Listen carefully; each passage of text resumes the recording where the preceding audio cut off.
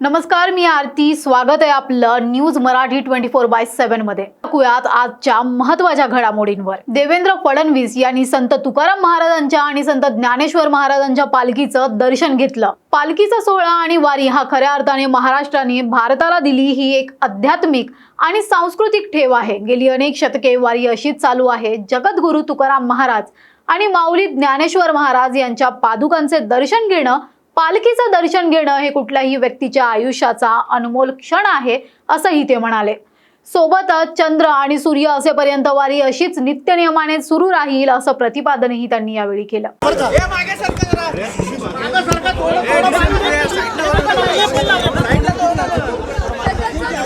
पालखीचा सोहळा आणि वारी ही खऱ्या अर्थानं महाराष्ट्राने संपूर्ण भारताला दिलेली एक आध्यात्मिक आणि सांस्कृतिक ठेव आहे. आणि गेल्या अनेक शतकं वारी अशाच प्रकारे चाललेली आहे.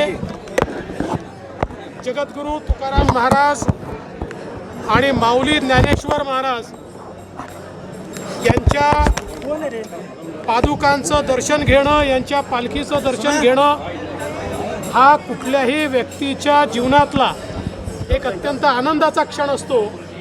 आणि तोच आनंद अनुभवण्याकरता या ठिकाणी मी आलेलो आहे आणि हे दर्शन मी या ठिकाणी घेतलं आहे. मला अतिशय आनंद आहे आणि मला विश्वास आहे की जोपर्यंत आमची वारीची परंपरा आहे तोपर्यंत भागवत धर्माची पताका अशीच लहरत राहील. आणि जोपर्यंत चंद्र आणि सूर्य आहे तोपर्यंत. ठाण्यातील खोपट सिग्नल या ठिकाणी एका इनोवा क्रिस्टा गाडीला आग लागली.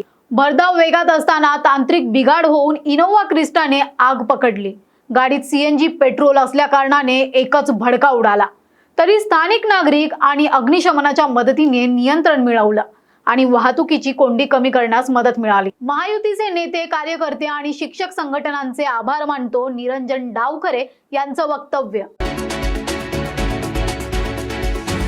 महायुतीचे नेते, कार्यकर्ते आणि शिक्षक संघटनेचे मी आभार मानतो असं वक्तव्य निरंजन डावखरे यांनी केलंय. सत्तेत असताना किंवा नसतानाही त्यांनी केलेली कामे विसरता येण्यासारखी नाहीत. महाराष्ट्रातील विविध प्रश्नांना त्यांनी न्याय दिला.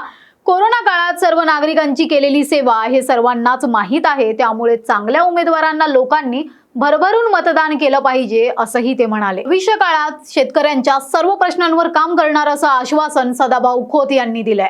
चळवळीतल्या कार्यकर्त्याला मोठी संधी पंतप्रधान नरेंद्र मोदी, अमित शहा, देवेंद्र फडणवीस, चंद्रशेखर बावनकुळे यांनी दिली. त्यांना धन्यवाद देतो.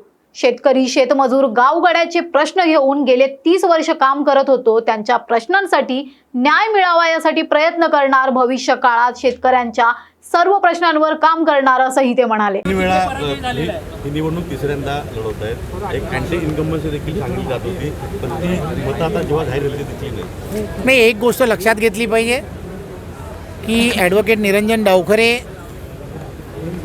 यांचा स्वभाव, मनमिळावू स्वभाव, त्यांनी केलेलं विधान परिषदेमध्ये गेली 12 वर्ष ते सातत्याने ज्या पद्धतीने लोकांमध्ये लोकसंपर्क, या सगळ्या गोष्टी, आणि जे शासन असताना, सरकार असताना आणि सरकार नसतानासुद्धा त्यांनी सर्व विषयांना प्राधान्य देऊन विधान परिषदेमध्ये मांडलेली सर्वांची, महाराष्ट्रातील विविध प्रश्नांना दिलेला न्याय असेल.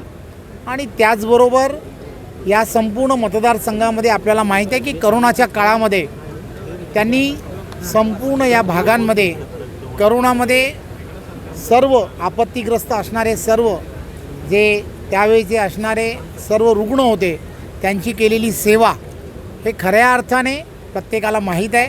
आणि मला असं वाटतं की एक चांगला कार्यकर्ता ज्यावेळेला निवडणुकीच्या रिंगणात उतरतो त्यावेळेला प्रत्येक जणाला असं वाटतं की हा उमेदवार जिंकला पाहिजे आणि प्रत्येकाने त्यामुळे त्याला भरभरून मतदान केलं.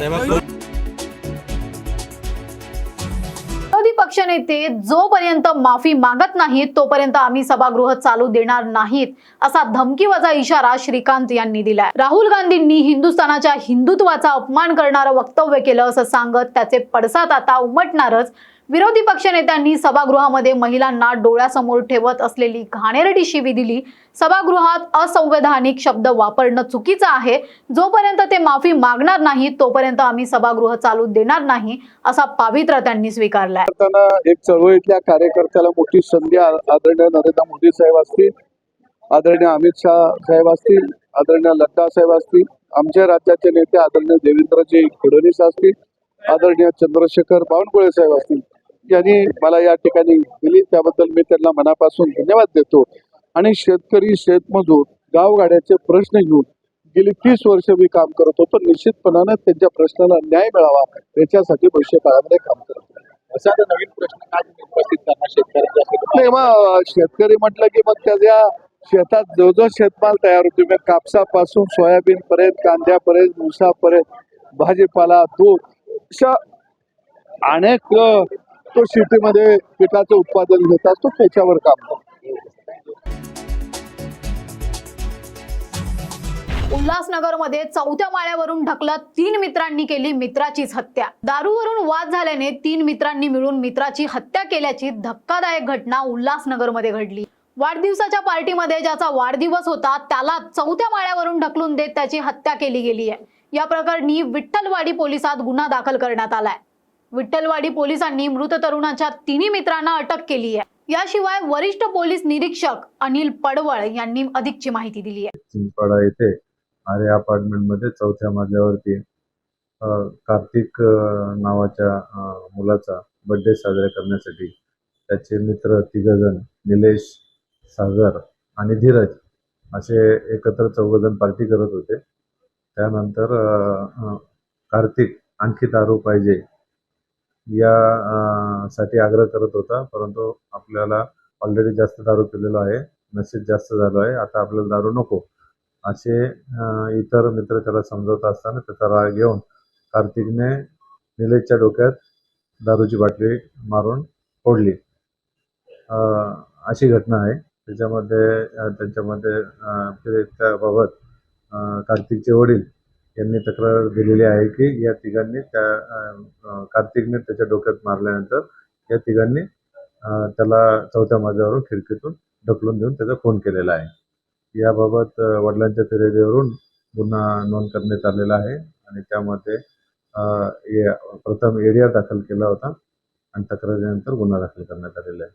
आरोपींना ताब्यात घेतले असून पुढील कायदेशीर कारवाई चालू आहे.